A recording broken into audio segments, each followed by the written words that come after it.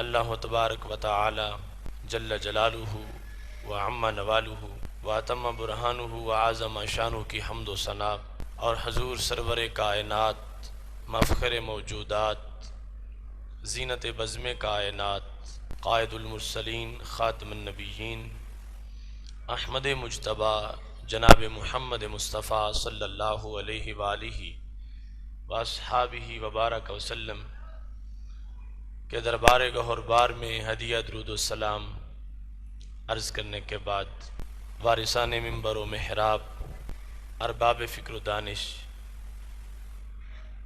اصحاب محبت و مودت، حاملین عقیدہ اہل سنت، نہایت ہی محتشم اور معزز حضرات و خواتین، رب ذوالجلال کے فضل اور توفیق سے ماہ رمضان المبارک کی پر نور صبح میں ہم سب کو آج ادارہ صراط مستقیم کے زیر اہتمام فہم دین کورس کے دوسرے اہم موضوع میں شرکت کی سعادت حاصل ہو رہی ہے۔ ہماری گفتگو کا آج موضوع ہے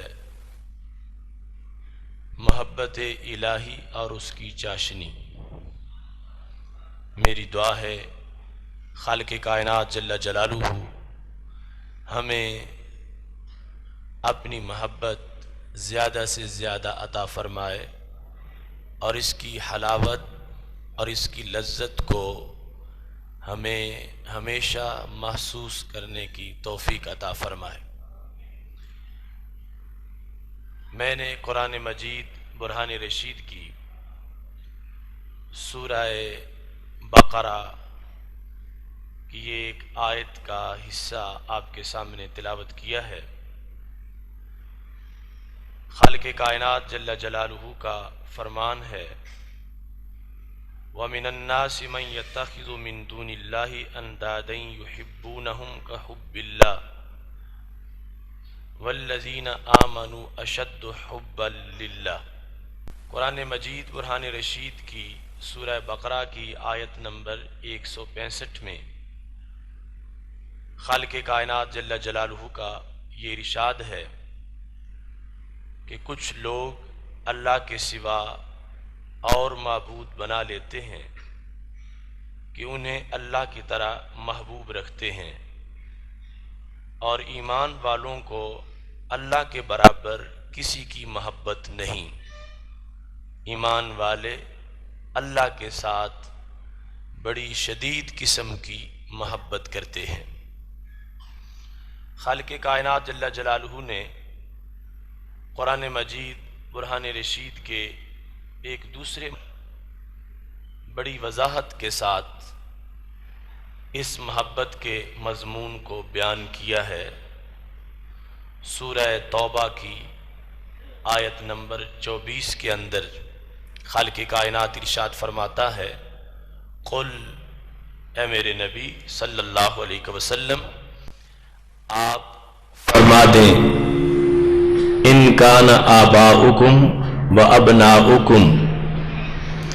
اگر تمہارے باپ اور تمہارے بیٹے، و اخوانکم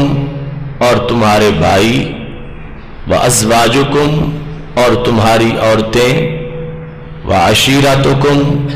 اور تمہارا کنبہ اور خاندان، و اموال اقترفتموہا اور تمہاری کمائی کے مال،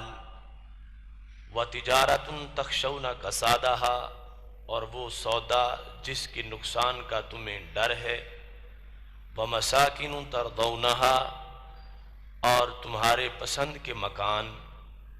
احب الیکم من اللہ ورسولی وجہاد فی سبیلی، یہ ساری چیزیں اللہ اور اس کے رسول اور اس کی راہ میں لڑنے سے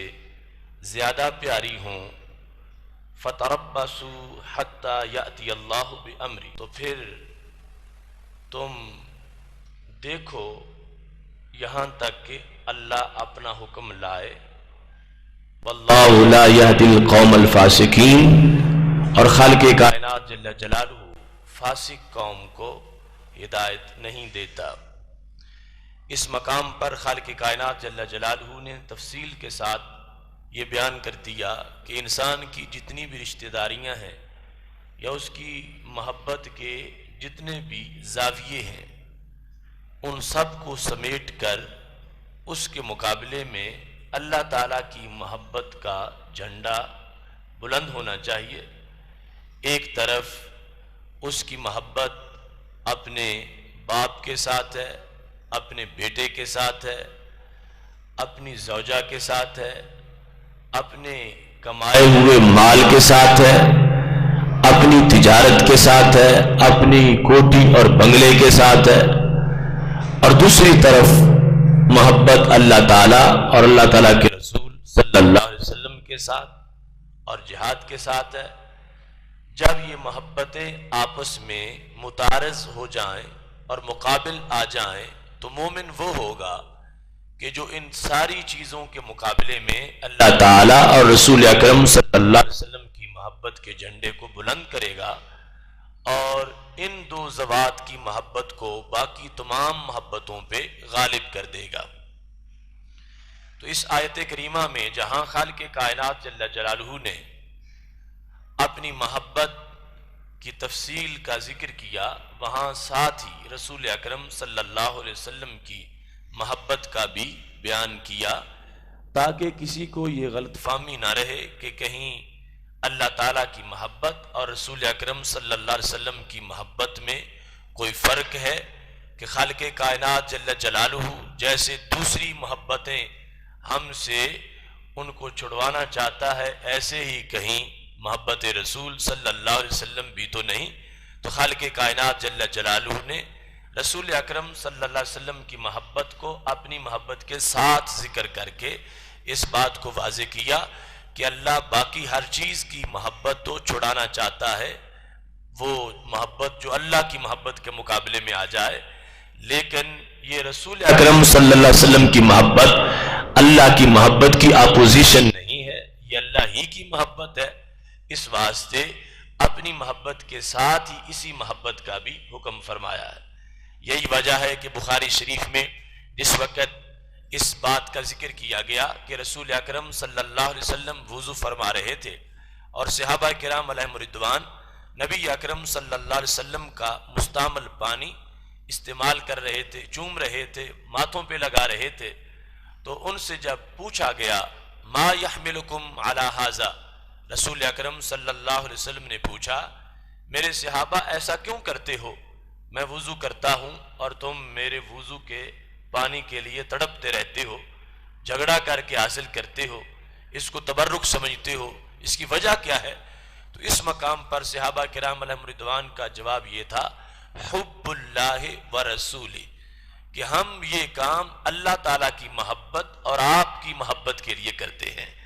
تو وہاں پر وضو تو رسول اکرم صلی اللہ علیہ وسلم نے کیا تھا، اور خالق کائنات جل جلالہ تو اعضاء سے ہی پاک ہے، لیکن اس مستعمل پانی کے بارے میں صحابہ کرام علیہم رضوان کا نظریہ یہ تھا کہ اس پانی سے ہمیں دونوں محبتوں کی خوشبو آتی ہے۔ اس واسطے قرآن و سنت میں یہ دونوں محبتیں ہمیشہ یکجا رہی ہیں اور ان کو یکجا ہی بیان کیا گیا ہے، اور نفس الامر میں ان دونوں محبتوں کا ایک ہی حکم ہے۔ رسول اکرم صلی اللہ علیہ وسلم نے محبت الہی کا حکم جب اپنی امت کو دیا تو اس کا انداز بھی بڑا منفرد قسم کا تھا۔ آپ صلی اللہ علیہ وسلم کا فرمان طبرانی نے معجم کبیر میں روایت کیا ہے، اور اس کے علاوہ حدیث شریف کی متعدد کتب میں موجود ہے۔ حضرت عبداللہ بن عباس رضی اللہ تعالی عنہما اس کی روایت کرتے ہیں کہ رسول اکرم صلی اللہ علیہ وسلم نے فرمایا احب اللہ لما یغزوکم بہ من النعمہ، اللہ سے محبت کرو اس واسطے کہ وہ تمہیں نعمت کی غذا دیتا ہے اور وہ تمہیں نوازتا ہے اور تم پر اپنے ابر کرم کی برسات جاری رکھتا ہے۔ خالق کائنات جل جلالہ کی محبت کے جو باعث ہیں وہ بہت زیادہ ہیں، اور رسول اکرم صلی اللہ علیہ وسلم نے یہاں پر سر فہرست اس چیز کو ذکر کیا کہ مومن کو آغاز محبت میں کم از کم اس چیز کو پیش نظر رکھنا چاہیے کہ وہ رب جو کھلاتا ہے پلاتا ہے، ہر وقت اس کے کرم کی برسات ہو رہی ہے، تو اس رب سے ضرور پیار کرنا چاہیے، اس سے محبت کرنی چاہیے۔ جب کوئی لمحہ ایسا نہیں کہ جس میں اس کا فضل ہم پہ برس نہ رہا ہو، اور کوئی گھڑی ایسی نہیں کہ جس میں اس کے انعامات اور نوازشات کا سلسلہ جاری نہ ہو، تو پھر ہمیں بھی اس کے ساتھ ہر وقت پیار کرنا چاہیے اور اپنی خصوصی محبت کا اظہار کرنا چاہیے۔ حضرت داؤد علیہ السلام اپنی دعا میں اکثر یہ جملہ استعمال کرتے تھے، اللہم اجعل حبک احب الی من سمعی و بصری ومن الماء البارد۔ اے اللہ، تو میرے لیے اپنی محبت میرے لیے زیادہ کر دے، میری آنکھ کے مقابلے میں، میرے کان کے مقابلے میں، اور نہایت گرمی کے موسم میں ٹھنڈے پانی کے مقابلے میں۔ یعنی انسان کو بڑی محبت ہے اپنے کان سے، اپنی آنکھ سے، کہ یہ میرے اعضاء سلامت رہے، اور طبی طور پر گرمی کے موسم میں وہ ٹھنڈے پانی سے پیار کرتا ہے۔ حضرت داؤد علیہ السلام کا یہ دعائیہ جملہ ہے کہ وہ کہتے ہیں ہر جہت کی جو محبت ہے اس کے مقابلے میں اللہ تعالیٰ کی محبت غالب ہونی چاہیے، اور وہ ہمیشہ اس کثرت اور غلبہ کی خالق کائنات جل جلالہ کی بارگاہ میں دعا مانگتے رہتے تھے۔ رسول اکرم نور مجسم شفیع معظم صلی اللہ علیہ وسلم نے ایک دن صحابہ کرام علیہم رضوان کے اجتماع میں خالق کائنات جل جلالہ کی محبت کا بڑا انوکھا واقعہ ذکر کرتے ہوئے اس کو واضح کیا۔ ابن کثیر نے اپنی تفسیر میں اس کو روایت کیا ہے، اس کے علاوہ طبرانی نے معجم کبیر میں اور بہت سی کتب حدیث میں اس کو ذکر کیا گیا ہے۔ حضرت صہیب رومی رضی اللہ تعالی عنہ اس کے راوی ہیں کہ رسول اکرم صلی اللہ علیہ وسلم نے پہلی امتوں میں سے ایک نوخیز ولی کا تذکرہ کیا، ایک بالکل بچپنے کے عالم میں اللہ کا ولی، ان کی جو اللہ سے محبت تھی اور اس محبت کے اندر جو چاشنی اور پختگی تھی، رسول اکرم صلی اللہ علیہ وسلم نے اس کا تذکرہ کیا۔ اور آپ تصور کریں کہ وہ کتنے پائے کے ولی ہوں گے کہ جن کے بارے میں نبی اکرم صلی اللہ علیہ وسلم نے صحابہ کرام علیہم رضوان کو تعارف کرواتے ہوئے یہ ارشاد فرمایا، کانا یبرئ الاکمہ والابرص، کہ وہ اگرچہ عمر ان کی چھوٹی سی تھی لیکن اللہ کی بارگاہ میں ان کا مقام اتنا بڑا تھا کہ اللہ کے وہ نوخیز اور نونہال ولی جس مادرزاد اندھے کے چہرے پر ہاتھ پھیر دیتے تھے اللہ اس کو آنکھیں عطا فرما دیتا تھا، اور جس مریض پر وہ ہاتھ رکھتے تھے اللہ تعالیٰ اس کو شفا عطا فرما دیتا تھا۔ اتنا بڑا مقام و مرتبہ اللہ تعالیٰ کے دربار میں اس ولی کا تھا، اور ان کا اظہار بھی ایسے ہی ہوا کہ ایک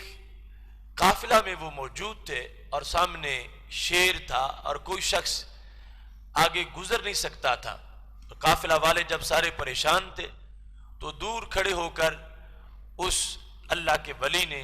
چھوٹا سا پتھر پھینکا، جس کی وجہ سے وہ شیر مر گیا اور سب کو وہاں سے گزرنا آسان ہو گیا۔ اور اس کے بعد بات چلتی گئی۔ اس وقت کا جو حکمران تھا وہ بڑا ہی فاسق و فاجر تھا، بلکہ اس نے اپنی الوہیت کا اعلان کر رکھا تھا۔ رسول اکرم صلی اللہ علیہ وسلم فرماتے ہیں وہ اللہ کے مقابلے میں اپنے آپ کو معبود قرار دیتا تھا۔ اس کے وزراء میں سے ایک شخص جب نبینا ہو گیا تو اس کو کسی نے بتایا کہ ایک اللہ کا ولی ہے، وہ ہاتھ پھیرتا ہے تو آنکھیں درست ہو جاتی ہیں۔ لہٰذا وہ وزیر جب اس ولی کے پاس پہنچا اور کہنے لگا کہ اتنے قافلے اتنے اونٹ میں اپنی طرف سے ہیرے جواہرات پیش کروں گا، آپ میری آنکھوں کا علاج کر دیں۔ اللہ کے ولی نے کہا مجھے تیرے ان نذرانوں کی کوئی ضرورت نہیں۔ بہرحال انہوں نے ہاتھ رکھا تو اس وزیر کی آنکھیں روشن ہو گئیں۔ اس طرح بادشاہ کے قرب میں اللہ کے اس ولی کا چرچا جب پہنچا تو بادشاہ نے اس کو اپنے لیے ایک خطرہ سمجھا کہ اگر یہ حق پرست یوں ہی آگے اس کی تشہیر ہوتی گئی تو خلق خدا اس کی طرف مائل ہو جائے گی، اور پھر جو یہ پیغام دے گا لوگ اس کو تسلیم کر لیں گے، جس کے نتیجہ میں میرا تختہ الٹ دیا جائے گا۔ تو اس نے اپنی حکومت کو بچانے کے لیے اللہ کے اس ولی کے ساتھ دشمنی کی اور ان کو شہید کرنے کا اس نے بندوبست بنا لیا۔ رسول اکرم صلی اللہ علیہ وسلم ارشاد فرماتے ہیں کہ جب اس بچے کو گرفتار کیا گیا تو بادشاہ نے اس سے یہ سوال کیا اَلَکَ رَبٌ غیری،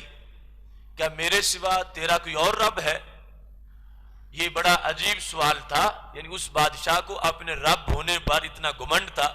کہ پوچھنے لگا کیا میرے سوا تیرا کوئی اور رب ہے؟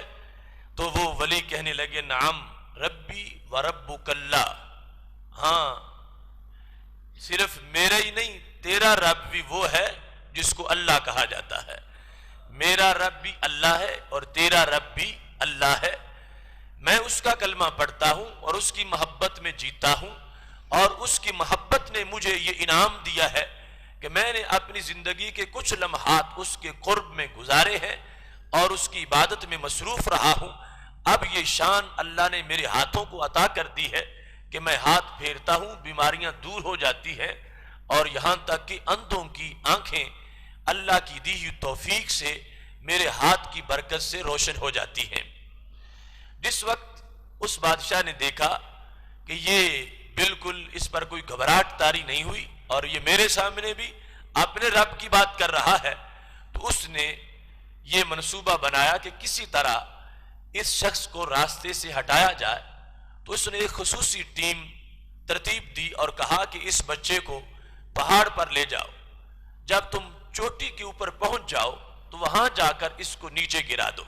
تاکہ نیچے آنے تک اس کی ہڈیاں بھی سلامت نہ رہیں،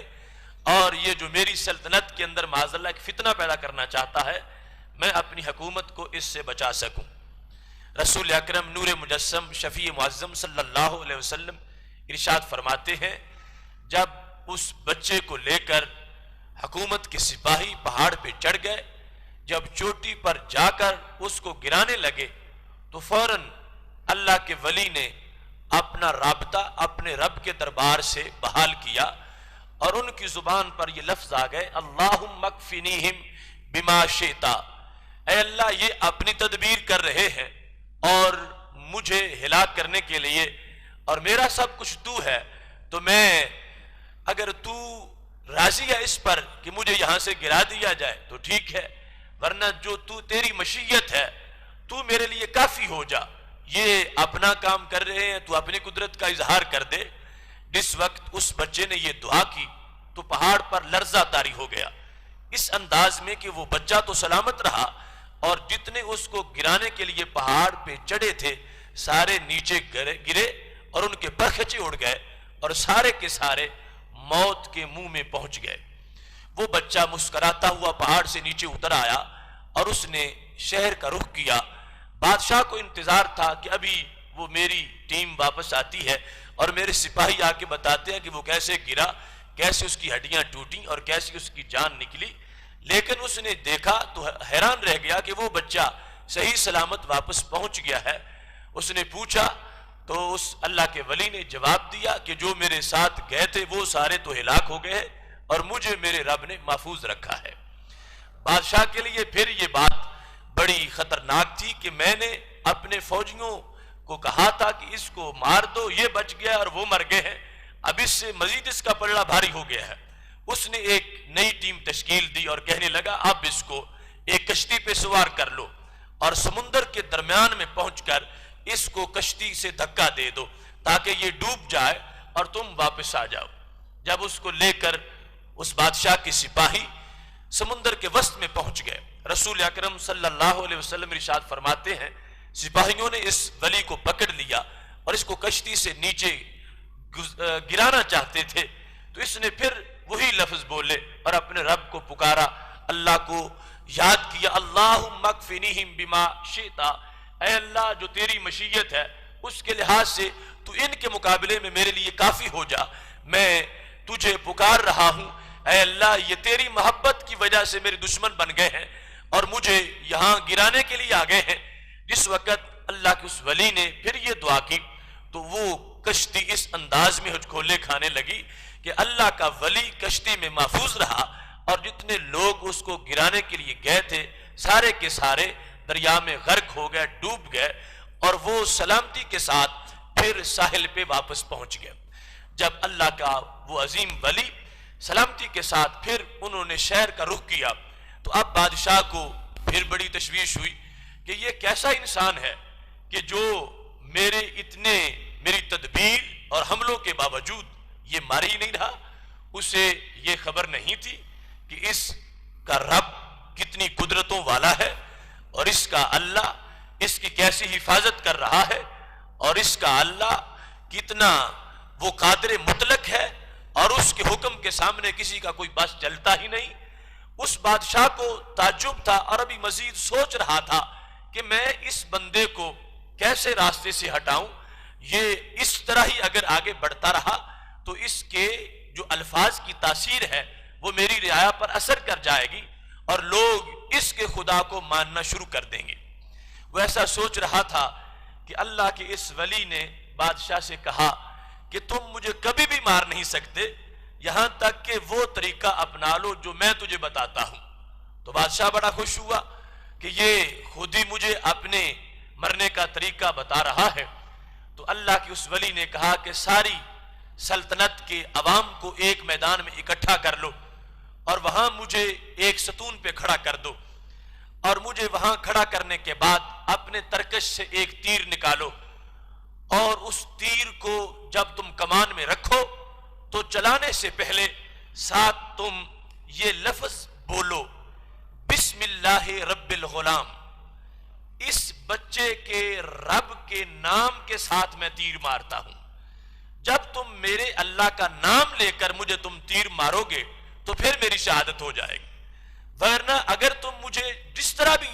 راستے سے ہٹانے کی کوشش کرو گے میرا رب مجھے اس طرح نہیں مرنے دے گا۔ اور یہ میری محبت ہے کہ اگر میرے رب کے نام پر مجھے تیر لگے گا تو اس سے جتنی مجھے لذت ملے گی اس کا تم اندازہ نہیں کر سکتے، اور اس میں میرا مقصد بھی جس طرح پورا ہو سکے گا اس کا بھی تمہیں اندازہ نہیں کہ میں اپنی جان پیش کر کے اپنے پیغام کو کس انداز میں آگے پہنچاؤں گا۔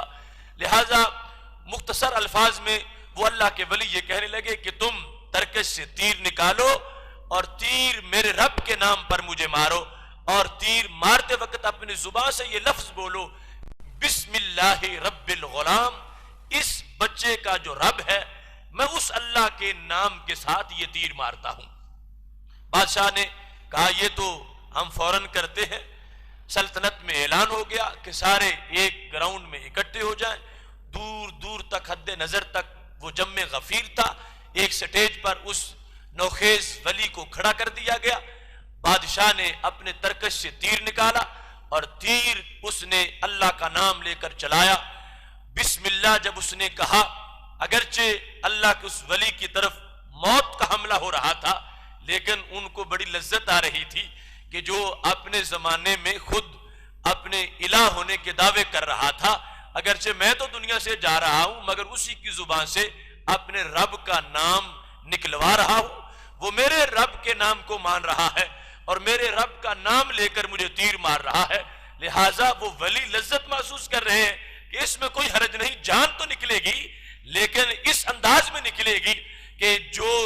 میرے رب کا باغی بنا ہوا تھا اور زبان پر لفظ اللہ لانے نہیں چاہتا تھا، میں اپنی جان دے دوں گا مگر اس کی زبان سے اپنے رب کا مقدس نام جب میں نکلتا سنوں گا تو اس سے میرے لیے موت کی تلخی بھی مٹھاس میں تبدیل ہو جائے گی۔ اس بھرے مجمع کے اندر جس وقت بادشاہ نے تیر نکالا اور بسم اللہ پڑھ کے اس کو مارا تو وہ اس بچے کے اس کان پٹی پہ آ کے جب لگا، یہاں پر جس وقت وہ تیر لگا تو انہوں نے اپنا ہاتھ اٹھا کے یہاں رکھا اور اس کے ساتھ ہی جام شہادت نوش کر لیا۔ جس وقت مجمع عام نے دیکھا کہ یہ بچہ اس بادشاہ سے مرتا ہی نہیں تھا، اس نے پہاڑ پر بھی چڑھایا تھا پھر بھی یہ بچ گیا، اور اس نے سمندر میں گرانے کی کوشش کی تھی پھر بھی بچ گیا، اور اب اس کو جب مارا گیا ہے تو سارے مجمع میں یہ آواز دی گئی ہے بسم اللہ ورب الغلام۔ تو جب یہ آواز گونجی، ادھر اس بچے کی شہادت ہو رہی تھی اور ادھر پورا مجمع یہ نعرہ لگا رہا تھا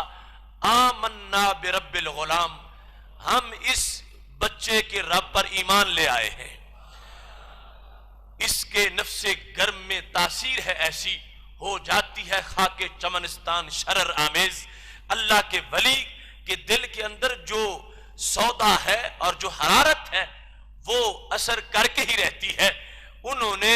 کہاں ایک ایک کو پکڑ کر اللہ کا پیغام دینا تھا اور اللہ کی محبت کا پیغام بانٹنا تھا اور لوگوں کو اللہ کی توحید کی طرف قائل کرنا تھا، کہاں بادشاہ نے سب کو ایک ہی جگہ اکٹھا کر دیا۔ اب اگرچہ ان کا تو خون بہ رہا تھا، مگر سب نے جب یہ دیکھا کہ یہ بادشاہ جو ہمیں کہتا تھا کہ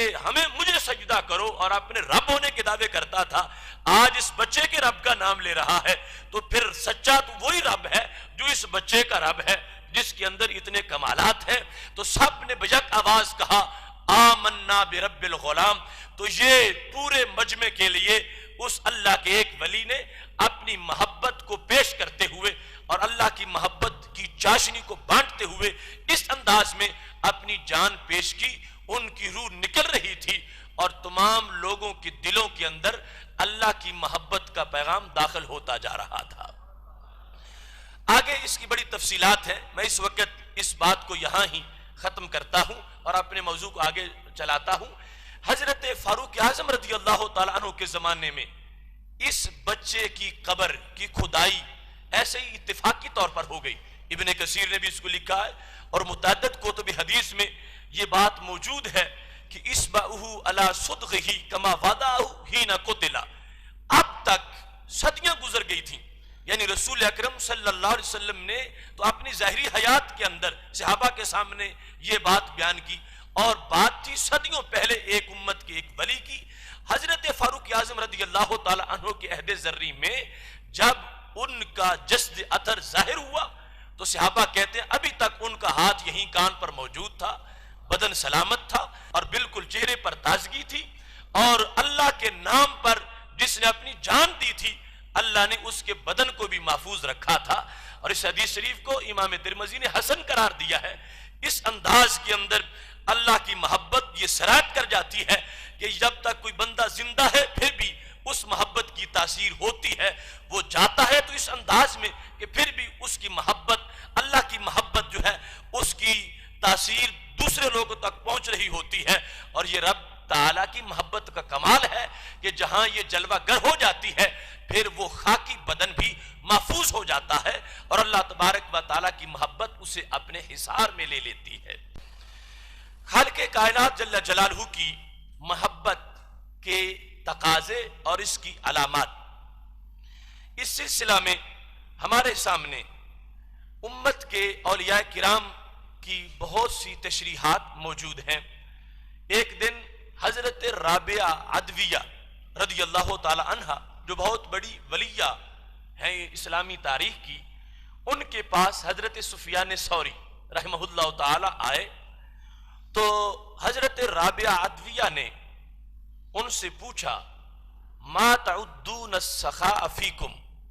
کہ اے حضرت سفیان یہ تو بتاؤ کہ تمہارے نزدیک سخاوت کسے کہتے ہیں، سخا کا مطلب کیا ہے؟ تو حضرت سفیان ثوری نے کہا کہ سخا کی دو مختلف تعریفیں ہیں، ایک تعریف ہے ابنائے دنیا کے نزدیک اور ایک ہے ابنائے آخرت کے نزدیک۔ سخاوت کی ایک تعریف ہے دنیا والوں کے لحاظ سے اور ایک تعریف ہے آخرت والوں کے لحاظ سے۔ تو حضرت رابعہ نے کہا دونوں تعریفات بتا دو، دنیا والے سخاوت کس کو کہتے ہیں اور عقبہ والے سخاوت کس کو کہتے ہیں؟ تو حضرت سفیان ثوری رحمہ اللہ تعالی نے کہا کہ دنیا والے سخاوت اس کو کہتے ہیں فالذی یجود بمالی، کہ جو شخص اپنا مال صدقہ کرے، اپنا مال بے درے خرچ کر دے، لہو و لعب میں نہیں، اللہ کی مخلوق کی بہتری کے لیے، اس کو سخاوت کہا جاتا ہے۔ جو اپنا مال دے، دنیا والے اس کو سخاوت کہتے ہیں۔ اور آخرت والے سخاوت کس کو کہتے ہیں؟ الذی یجود بنفسی، یہ جو مال نہیں اپنی جان بھی اللہ کے لیے دے دے۔ یجود بنفسی، صرف مال ہی نہ دے، اپنی صلاحیت رگڑ رگڑ کر اللہ کے لیے ختم کر دے، اللہ کے لیے اپنے بدن کو پیش کرے اور اپنے آپ کو اللہ تعالیٰ کے لیے صدقہ کر دے، اپنی سخاوت کر دے، اپنے مال ہی کی نہیں، اپنے بدن کی سخاوت کر دے۔ یہ سخاوت کی تعریف ہے آخرت والوں کے نزدیک۔ دونوں تعریفات ہی بڑی اہم تھیں، مگر حضرت رابعہ رضی اللہ تعالی عنہا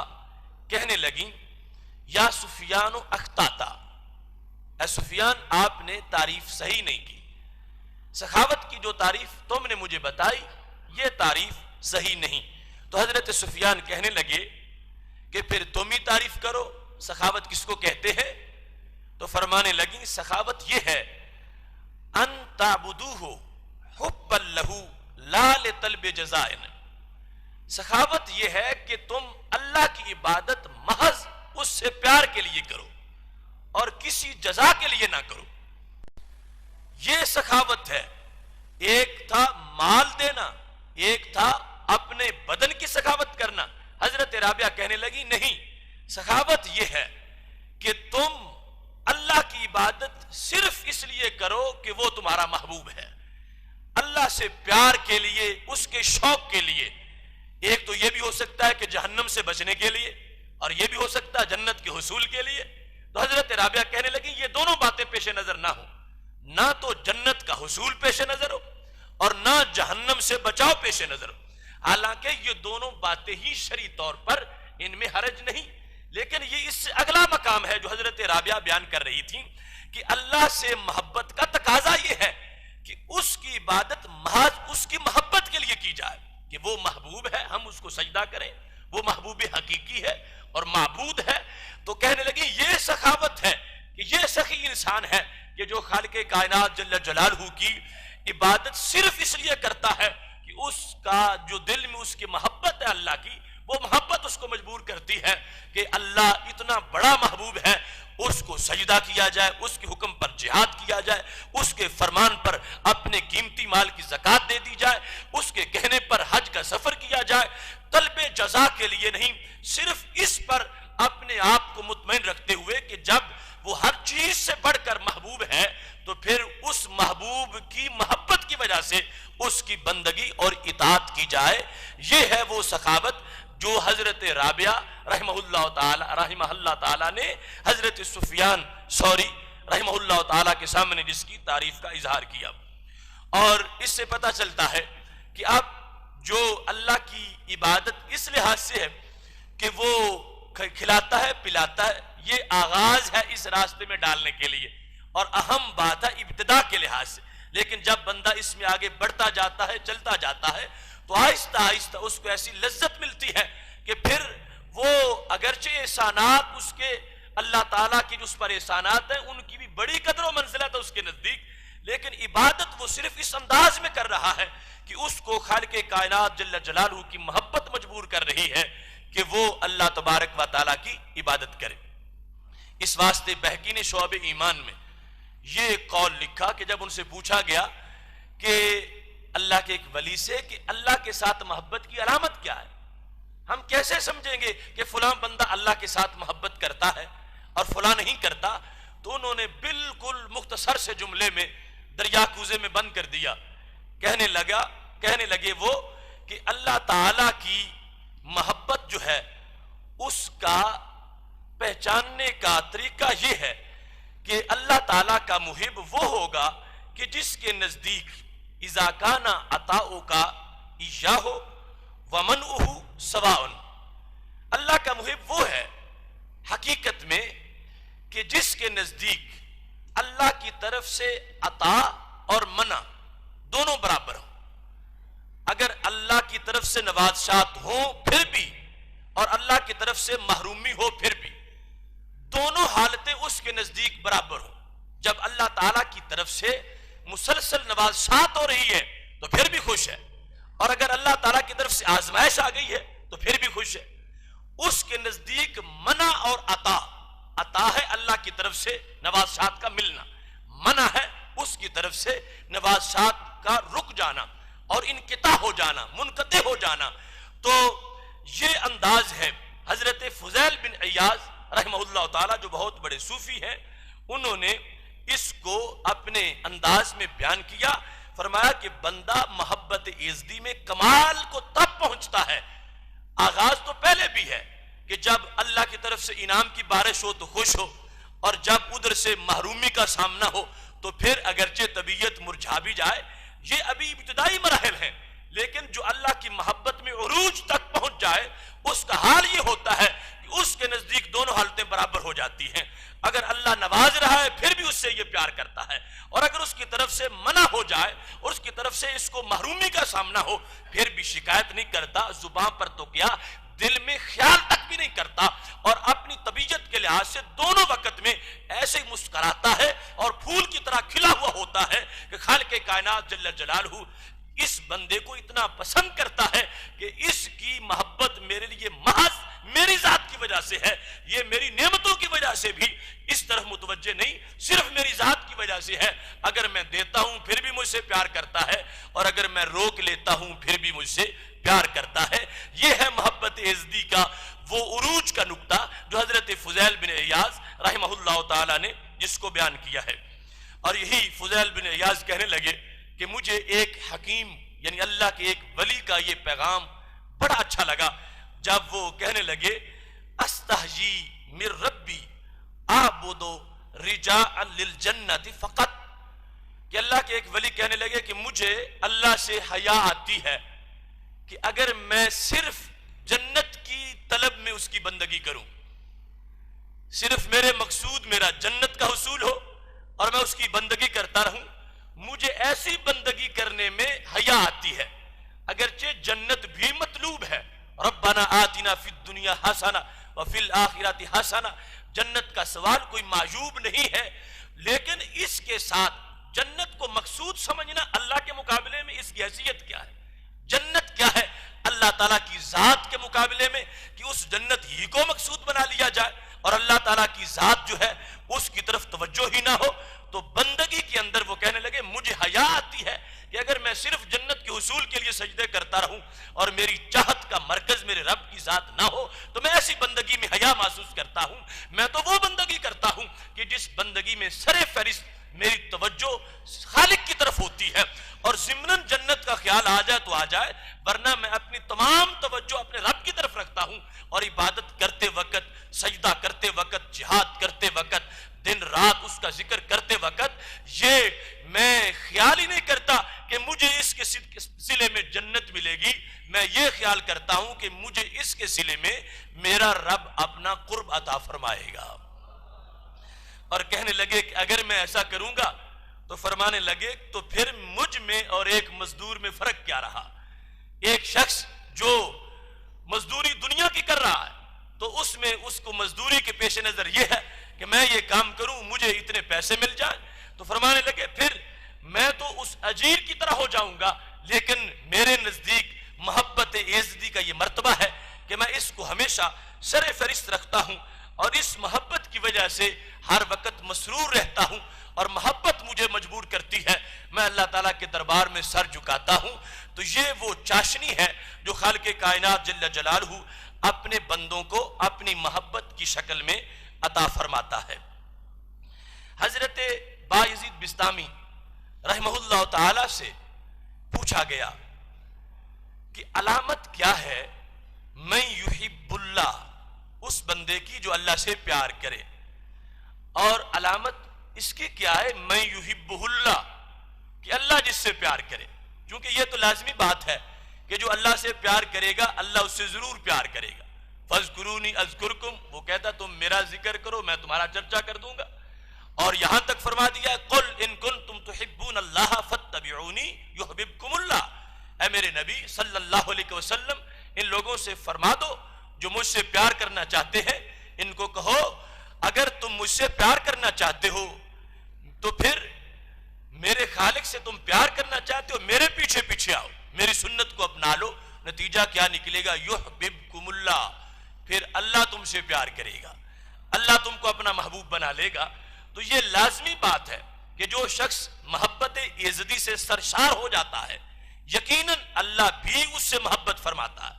اس کو اس کے درجے کی محبوبیت دے دیتا ہے۔ اور یہ طے شدہ بات ہے کہ سر فہرست محبوبیت پوری مخلوقات میں سے، خواہ وہ فرشتے ہوں، انبیاء کرام علیہم السلام ہوں، صدیق ہوں، شہداء ہوں، ان سب میں سے جو سر فہرست محبوبیت کا مرتبہ ہے اللہ کے دربار میں، وہ ہمارے آقا حضرت محمد مصطفیٰ صلی اللہ علیہ وسلم کا ہے، جن کو خالق کائنات جل جلالہ نے اپنا حبیب قرار دیا ہے۔ لیکن باقی ذوات کو بھی ان کے مرتبے کے مطابق اس سے نیچے نیچے مقام محبوبیت وہ عطا فرماتا ہے۔ یہاں تک فرما دیا کہ جو میرے نبی علیہ السلام کے نقش قدم پہ چلے گا وہ صرف میرا محب ہی نہیں ہوگا، یحببکم اللہ، اس کو اللہ محبوب بنا لے گا۔ تو اس سے پتا چلا کہ محبت اس طرف سے بھی ضرور ملتی ہے، اللہ بھی بندے سے محبت کرتا ہے۔ تو ان دونوں علامات کے بارے میں پوچھا گیا حضرت بایزید بستامی رحمۃ اللہ علیہ سے کہ آپ یہ بیان کریں کیسے پتا چلے گا کہ فلاں بندہ اللہ سے محبت کرتا ہے اور فلاں بندے سے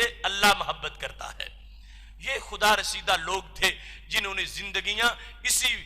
دشت کے اندر محبت کا فلسفہ سمجھتے اور سمجھاتے، جنہوں نے اپنی زندگیاں بسر کر دی تھیں، اور جن کی دل کا ہر محلہ اور ہر گلی اور ہر مکان اللہ کے ذکر سے آباد رہتا تھا، ان کی الفاظ میں بھی بڑی تاثیر ہے۔ آج جب ہم ان کا ایک ایک لفظ پڑھتے ہیں یا سنتے ہیں تو دل کو تازگی ملتی ہے کہ واقعی وہ ذات کتنی عظمت والی ذات ہے کہ جو اپنی محبت ایک بے قرار سینے کے اندر جب اس کا ایک قطرہ منتقل کر دیتا ہے تو اس کو سمندر کی شکل عطا فرما دیتا ہے، اور روح کو ایسا چین وہ محبت عطا کر دیتی ہے کہ دنیا کے کسی نظارے کے اندر اور دنیا کی کسی مصروفیت کے اندر اور دنیا کے کسی حسن کے اندر وہ لذت نہیں ہے جو خالق کائنات جل جلالہ نے اپنی محبت کے اندر جو لذت عطا فرما رکھی ہے۔ حضرت بایزید بستامی سے جب پوچھا گیا تو فرمانے لگے من یحب اللہ فہو مشغول بعبادتہ ساجدا وراکعا، کہ جو اللہ سے محبت کرے اس کی علامت یہ ہوتی ہے کہ وہ اللہ کی عبادت میں مصروف رہتا ہے، کبھی رکوع کرتا ہے کبھی سجدہ کرتا ہے۔ یہ بندے میں اللہ کی محبت کی علامت ہے، اور یہ ہمارا مضمون بیان کرنے کا مطلب بھی یہ ہے کہ محض ہم کوئی کاروائی پوری نہیں کرنا چاہتے، ہم ان باتوں کو اپنی سیرت میں اتارنا چاہتے ہیں کہ یقیناً ہم بھی اللہ سے محبت کرتے ہیں۔ تو اللہ کی محبت کی علامت کیا ہے؟ حضرت بایزید بستامی رحمۃ اللہ علیہ کہنے لگے علامت یہ ہے فَهُوَ مَشْغُولٌ بِعِبَادَتِهِ سَاجِدًا وَرَاكِعًا، کہ وہ بندہ اللہ کی عبادت میں مصروف رہتا ہے، کبھی سجدہ کرتا ہے کبھی رکوع کرتا ہے۔ وَإِنْ عَجَزَ عَنْ ذَلِكَ اسْتَرْوَحَ إِلَى ذِكْرِ اللسان، اگر سجدہ کر کر کے تھک جائے، قیام سے تھک جائے، رکوع سے تھک جائے تو پھر بھی سو نہیں جاتا، پھر کیا کرتا ہے؟ پھر ذکر لسان کی طرف آ جاتا ہے، بیٹھا بیٹھا زبان سے یاد کرتا رہتا ہے، بیٹھا بیٹھا زبان سے اللہ تعالیٰ کا نام لیتا رہتا ہے۔ اور اگر زبان کے نام میں بھی وہ تھک جائے، عاجز آ جائے، تو پھر اس کے بعد استروح الی ذکر القلب والتفکر، پھر وہ دل کے ذکر کی طرف آ جاتا ہے۔ پہلے تتا کے زہری اعضاء سے ذکر کر رہا تھا، سجدہ کر رہا ہے، رکوع کر رہا ہے، قیام کر رہا ہے، اس سے جب عاجز آ گیا تو پھر زبان تک، اور جب زبان سے بھی عاجز آ گیا چلتے چلتے تو پھر اس نے اپنے دل کو اللہ کی یاد کا یوں محور بنا لیا ہے اور گہوارہ بنا لیا ہے، اپنے دل میں اور اپنے دماغ میں ہر وقت خالق کائنات جل جلالہ کے بارے میں سوچتا رہتا ہے، اس کی ذات کے بارے میں، صفات کے بارے میں، اللہ تعالیٰ کی شان کے بارے میں ہر وقت وہ متوجہ رہتا ہے۔ فرمانے لگے یہ علامت ہے اس بندے کی جو اللہ تعالیٰ کی ذات کے ساتھ پیار کرنے والا ہے۔ پوچھا گیا یہ علامت بتائیے کہ اللہ جس سے پیار کرتا ہے، چونکہ ہم اللہ تعالیٰ کو تو دیکھ نہیں سکتے، بندے کو دیکھ سکتے ہیں، تو جو بندہ محبوبیت یزدی کے درجے ہو چکا ہو، اس بندے کے اندر ہمیں کیا چیز نظر آئے گی کہ پتہ چلے گا کہ اس بندے سے اللہ پیار کرتا ہے؟ تو حضرت بایزید بستامی رحمۃ اللہ علیہ کہنے لگے بندے کے اندر پیار کا یہ رنگ نظر آئے گا، اما من یحبہ اللہ، جس بندے سے اللہ پیار کرے، اعطاہ سخاوتن کا سخاوت البحر، وشفقتن کا شفقت الشمس، وتواضعا کا تواضع الارض. فرمانے لگے کہ اس بندے میں 3 صفتیں سر فہرست نظر آئیں گی. پہلے نمبر پر سخاوت، دوسرے نمبر پر شفقت، اور تیسرے نمبر پر تواضع اور عاجزی.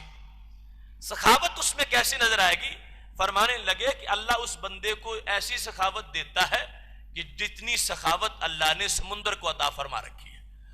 کوئی آئے چلو بھر لے، کوئی آئے وہ ڈول بھر لے، کوئی آئے اس سے زیادہ لے آئے.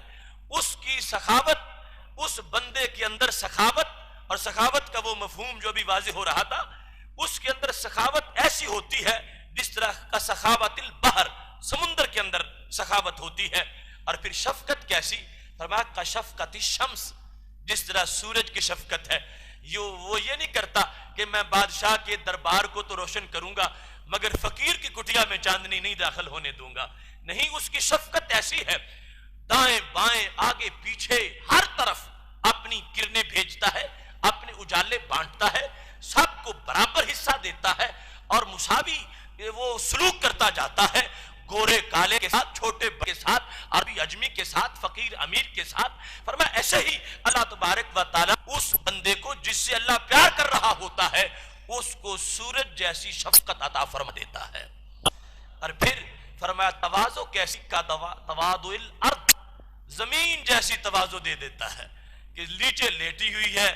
اس پہ آسی بھی قدم رکھ کے چل رہے ہیں، نیک بھی چل رہے ہیں، اور کب سے اپنے آپ کو اس نے نیچے بچھایا ہوا ہے اور کبھی اس نے تھکاوٹ کا احساس ہی نہیں ظاہر کیا کہ لوگوں میں تھک گئی ہوں، اب ایک دن اپنا بوجھ کہیں اور لے جاؤ. نہیں نہیں، پوری طرح تواضع کے ساتھ نیچے لیٹی ہوئی ہے. فرمایا ایسے ہی اللہ تبارک و تعالی اس بندے کو کہ جس کے ساتھ اللہ نے محبت کی ہے اس کو زمین جیسی تواضع دے دیتا ہے. وہ اکڑتا نہیں، وہ تکبر نہیں کرتا، وہ مغرور نہیں ہوتا. وہ لوگوں سے جس وقت اچھی بات سنتا ہے اپنے بارے میں پھر بھی خوش ہوتا ہے، اور جب لوگ اس پر تانا زنی کرتے ہیں تو پھر بھی اس کے تیور نہیں بدلتے، اس کے ماتھے پر شکن نہیں پڑتے. وہ زمین جیسی تواضع کا اظہار کرتا رہتا ہے. جو بھی اس سے سلوک کیا جائے اس پر وہ اپنی اس تواضع کو برقرار رکھتا ہے. یہ علامات حضرت بایزید بستامی رحمۃ اللہ علیہ نے اس شخصیت کی بیان کر دی کہ جس کے ساتھ اللہ تبارک و تعالی پیار کرتا ہے.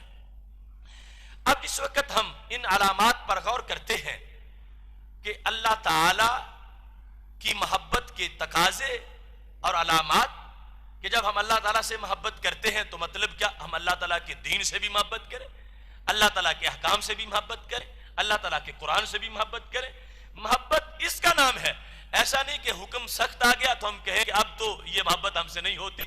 یہ سردی کی رات ہے، یخ بستہ رات ہے اور ہوا میں شمشیر کی سی تیزی ہے، اور اب ہمارا رب جو ہمارا محبوب ہے وہ کہتا اٹھو اور ٹھنڈے پانی سے وضو کرو اور میرے دربار میں کھڑے ہو جاؤ. تو اب یہ محب کہے کہ یہ تو نہیں ہوتا، کچھ اور کر لوں گا. نہیں نہیں، اللہ سے محبت کا تقاضا یہ ہے کہ اس کے سارے دین کے ساتھ محبت کی جائے، اس کی شریعت کے ساتھ محبت کی جائے، اس کے احکام کے ساتھ محبت کی جائے، اس کے اوامر کے ساتھ محبت کی جائے، اس کی نواہی کے ساتھ محبت کی جائے. وہ جس طرح بھی بندے کو رکھنا چاہتا ہے، بندہ اپنی عقل کو آگے نہ لائے کہ اللہ کا تو یہ فیصلہ ہے مگر میری عقل یہ کہتی ہے لہٰذا میں اپنی عقل کی بات مانوں گا، اللہ کی بات نہیں مانوں گا. یہ محبت نہیں ہے. محبت یہ ہے کہ اپنی عقل کو اللہ کے حکم کے تابع کر دو. اگر معاملہ سمجھ آ رہا ہے پھر بھی مانو، اگر سمجھ نہیں آتا پھر بھی مانو. اللہ کی محبت پر اس کے ہر حکم کے پابند بن جانا، اس کے سارے احکامات کو ماننا، اوامر پر عمل کرنا اور نواہی سے باز رہنا، یہ وہ محبت کا تقاضا ہے جس کو پورے قرآن مجید کے اندر بیان کیا گیا ہے. اور ہماری آج کی گفتگو کا خلاصہ بھی یہ ہے کہ ہم محبت کرتے ہیں اللہ تعالیٰ سے، اور قرآن مجید نے واضح کر دیا کہ ایمان والوں کی شان کیا ہے. والذین آمنوا اشد حبا للہ. اگرچہ بتوں کے پجاری بھی کہتے تو ہیں کہ ہم بتوں سے پیار کرتے ہیں، مگر انہیں کہاں نصیب ایسا پیار جیسا ہم اپنے اللہ سے کرتے ہیں۔ بتوں کے پجاری مشکل وقت پر بتوں کے پیار سے بیزار ہو جاتے ہیں اور بھاگ جاتے ہیں اور سرکشی کا اعلان کر دیتے ہیں اور ان سے دستبردار ہو جاتے ہیں، لیکن اللہ کی محبت کا علمبردار آپ نے دیکھا جس طرح وہ اللہ کا ولی کیسے وہ اس کو مختلف امتحانات سے گزارا گیا، لیکن انہوں نے اللہ کی محبت کا نعرہ ہر وقت بلند کیا ہے۔ والذین آمنوا اشد حبا للہ، جو ایمان والے ہیں ان کے دل میں جو اللہ کی محبت ہے اس کے مقابلے میں اگر باپ کی محبت آ جائے وہ بھی نیچے رہے گی، بیٹے کی محبت آ جائے اس کو بھی رون دیا جائے گا، والدہ کی محبت آ جائے اللہ کے حکم کے مقابلے میں اس کو بھی پیچھے ہٹا دیا جائے گا، معاشرے کی محبت، سوسائٹی کی محبت، کسی چیز کی محبت بھی جو اللہ کی محبت کے مقابلے میں آ رہی ہے اس کو رون دیا جائے گا۔ یہ محبت اللہ تعالیٰ کی اور رسول اکرم صلی اللہ علیہ وسلم کی محبت، اور اس جہت سے باپ کی محبت، اللہ کے لیے والدہ کی محبت، اللہ تعالیٰ کے لیے کہ اس کا حکم ہے اولاد سے محبت، اور اپنے شیخ سے محبت، اپنے استاد سے محبت، یہ ساری محبتیں سمٹ کے اللہ ہی کی محبت میں شامل ہو جاتی ہیں، اور ان محبتوں کو برقرار رکھنے کا حکم بھی دیا گیا ہے۔ لیکن جو محبت اللہ کی اپوزیشن بن جائے اور خالق کائنات جل جلالہ کی شریعت سے ٹکرانے والی ہو، ہر اس محبت کو روند کر اللہ کی محبت کا جھنڈا لہرانا، یہ مطلب ہے اس آیت کا والذین آمنوا اشد حبا للہ، کہ ایمان والے اللہ سے ایسی محبت کرتے ہیں جتنی کبھی بھی بتوں کے پجاری اپنے جھوٹے خداؤں سے نہیں کر سکتے۔ اب اس مقام پر یہ بات بھی پیش نظر رہے کہ جب اللہ تعالیٰ کے حکم سے اللہ تعالیٰ کے ساتھ ہماری جو محبت ہے اس کا تقاضا یہ ہے کہ اللہ کی شریعت سے محبت ہو، اللہ تعالیٰ کی احکام سے محبت ہو، تو پھر اللہ تعالیٰ کے ساتھ جو ہماری محبت ہے اس کا کتنا بڑا تقاضا ہوگا کہ وہ ذات جن کو اللہ تعالیٰ نے بھی اپنا محبوب بنا رکھا ہے ان سے بھی پیار کیا جائے۔ اس واسطے رسول اکرم صلی اللہ علیہ وسلم نے فرمایا تھا احبونی، میرے صحابہ مجھ سے بھی محبت کرو۔ کیوں؟ فرمایا لحب اللہ، اس واسطے کہ جو تمہارا خالق ہے وہ میرا محب ہے۔ احبونی لحب اللہ، اللہ سے محبت کرو، وہ تمہیں کھلاتا ہے پلاتا ہے، اور جو کچھ آپ نے سنا ابھی یہ سارے اللہ کی محبت کے تقاضے ہیں۔ اور رسول اکرم صلی اللہ علیہ وسلم نے اس کے فوراً بعد جو اپنی محبت کا ذکر کیا فرمایا اللہ ہی کی محبت کا تقاضا ہے کہ مجھ سے بھی محبت کرو، اگر مجھ سے محبت نہیں کرو گے تو تم نے اللہ کی محبت کا تقاضا پورا ہی نہیں کیا۔ یہ کیسے ہو سکتا ہے کہ تم اللہ تعالیٰ سے تو محبت کر رہے ہو اور جس سے اللہ بھی محبت کرتا اس سے تم چھوڑ جاؤ، پیچھے ہٹ جاؤ اور ان سے تم عداوت اور بغض رکھو؟ نہیں، فرمایا احبونی لحب اللہ، مجھ سے محبت کرو صرف اس لیے کہ میں تمہارے رب کا بھی محبوب ہوں، اللہ کی محبت کے لیے میرے ساتھ بھی محبت کرو۔ یہ ہے اہل حق کا محبت ازدی میں فلسفہ۔ یہاں محبت مصطفی صلی اللہ علیہ وسلم کوئی علیحدہ چیز ہے ہی نہیں، اللہ کی محبت کا ہی یہ تقاضا ہے کہ خالق کائنات جل جلالہ کی محبت کامل تب ہوگی بندے کے اندر جب وہ اللہ کی محبت کی وجہ سے اللہ تعالیٰ کی رسول اکرم صلی اللہ علیہ وسلم سے، تمام انبیاء کرام علیہ السلام سے، اللہ تعالیٰ کی اولیاء سے، صدیقین شہداء سے اللہ کے لیے پیار کر رہا ہوگا، تو پھر محبت ازدی کے تقاضے پورے ہوتے نظر آئیں گے۔ حضرت جنید بغدادی رحمہ اللہ تعالی کا جو تصوف اسلامی میں مقام ہے کتنا اونچا ہے، اور ان کی محبت جو ان کو محبت ازدی کا فلسفہ حاصل تھا، مجھے بارہا ان کے دربار شریف پر حاضری کی توفیق ہوئی، اور یہاں وہ حضرت سری سکتی رحمہ اللہ تعالیٰ کے حوالے سے بات کر رہے ہیں، ان کا دربار شریف بغداد شریف میں ہے، ان کی ہاں بھی حاضری ہوتی رہی۔ تو حضرت جنید بغدادی رحمۃ اللہ علیہ کہتے ہیں کہ حضرت سری سکتی سے میں نے ایک دن ایک مکالمہ سنا، وہ کہنے لگے کہ میں عالم روحانیت میں اپنے رب سے گفتگو کر رہا تھا اور میرا رب بول رہا تھا، میں سن رہا تھا۔ خالق کائنات جل جلالہ نے فرمایا کہ میں نے مخلوق کو پیدا کیا تو سب ہی میری محبت کے دعوے کرنے لگے، میں نے انسان کو پیدا کیا تو انہوں نے میری محبت کا دعویٰ کیا۔ اور یہاں پر بطور مثال یہ کہا گیا کہ اللہ تعالیٰ فرماتا ہے میں نے دنیا کو پیدا کر دیا، تو اب وہ جو سارے میری محبت کے دعوے کر رہے تھے ان کی محبت میں فرق آنے لگا۔ کس طرح؟ فَاشْتَغَلُوا بِهَا مِنْ عَشْرَةِ آلاف 9,000، فرمایا جو سمجھو کل میں نے 10,000 بندے پیدا کیے اور سب کا دعویٰ تھا کہ اے اللہ ہم تیرے بڑے محب ہیں. اللہ فرماتا میں نے دنیا پیدا کر دی تو وہ دنیا میں مصروف ہو گئے. ان 10,000 میں سے 9,000 جو دعویٰ میری محبت کا کرتے تھے مگر دنیا میں پڑ گئے اور میری محبت کے دعوے کے اندر وہ جھوٹے نکلے، یعنی جو حقیقی تقاضا تھا وہ پورا نہ کر سکے. پھر خالق کائنات نے فرمایا وہ باقی جو 1000 بچا ہوا تھا، خلقت الجنہ، میں نے جنت کو پیدا کیا. جب میں نے جنت کو پیدا کیا تو ان 1000 میں سے 900 تو جنت کے پیچھے پڑ گئے. انہوں نے میری بندگی کی، میری ہی کی، مجھے ہی معبود سمجھا، مگر غالب خیال جنت کا تھا. تو 900 ان میں سے جنت کے پیچھے چلے گئے، پیچھے 100 رہ گیا. خالق کائنات فرماتا ہے فَسَلَّتُ عَلَيْهِمْ شَيْئًا مِّنَ الْبَلَايَا، میں نے ان کو کسی آزمائش میں ڈال دیا، بیماری آ گئی یا کوئی دوسری چیز آ گئی تو کیا ہوا؟ فَاشْتَغَلُوا أَنِّي بِالْبَلَا، وہ اس کے پیچھے پڑ گئے. ان کے پیش نظر ہر وقت یہ تھا کہ یہ بیماری دور ہو جائے، یہ اس طرح ہو جائے، ہر وقت یہی دعا مانگتے رہتے تھے. خالق کائنات فرماتا ہے ان میں سے جو 100 تھے 90 بیماری والے معاملے میں چلے گئے، 10 پیچھے رہ گئے. تو میں نے پوچھا ان سے میرے بندو، میں نے دنیا بھی پیدا کی، میں نے جنت بھی پیدا کی، میں نے تم پر بیماری بھی بھیجی، پھر بھی تمہیں کوئی چیز میری طرف سے پیچھے ہٹا ہی نہیں سکی. وہ کہنے لگے اے اللہ ہمیں ہر وقت تیرا ہی خیال رہتا ہے، نہ دنیا میں ڈوبے، نہ جنت کی طرف متوجہ ہوئے اور نہ ہی بیماری ہمیں متوجہ کر سکی. تو خالق کائنات نے فرمایا انتم عبیدی حقا، تم ہو میرے سچے بندے، تم نے حق ادا کر دیا ہے. تو یہ اللہ کی محبت کا تقاضا ہے. اگرچہ ہماری بساط مختصر سی ہے اور ہمارے اندر صلاحیت چھوٹی سی ہے اور جن کے دل سمندر ہے، لیکن سبق تو ہمارے لیے ہے. ہم بھی کوشش کریں اور محض محبت عزتی کے لیے ہر کام کیا جائے. خالق کائنات جل جلالہ ہماری اس حاضری کو قبول فرمائے. وآخر دعوانا ان الحمد للہ رب العالمین.